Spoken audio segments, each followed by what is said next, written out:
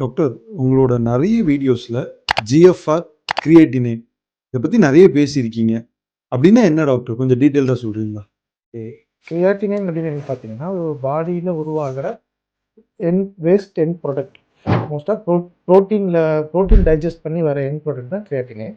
இது பார்த்தீங்கன்னா, புரோட்டீன் நீங்க எடுத்துக்கலனாலும், நீங்களே ஒரு புரோட்டீன் மாஸ் தான். நம்மளே ஒரு புரோட்டீன் மாஸ் தான். நம்ம மசில் எல்லாம் புரோட்டீன்ஸ். அது டெட் செல்ஸ் டர்ன்ஓவர், அதாவது செல்ஸ் டர்ன்ஓவர் ஆகும்.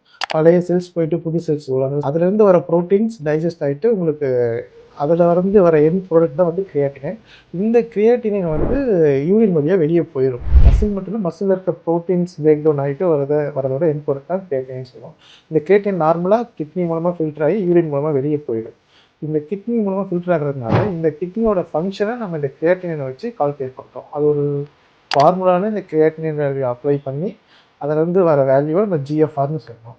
ஸோ இஜிஎஃப்ஆர்னு சொல்லுவோம், எஸ்டிமேட்டட் குளோபல் பிளட் ஃபில்ட்ரேஷன் ரேட்னு சொல்லுவோம்.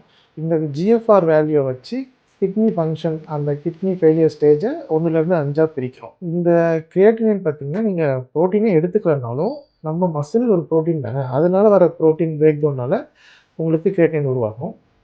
கிரியேட்டினின் வேல்யூ ஆண்களுக்கு கொஞ்சம் அதிகமாகவும் பெண்களுக்கு கொஞ்சம் கம்மியாகவும் இருக்கும். ஏன்னா அது மசில் மாஸ் தான்.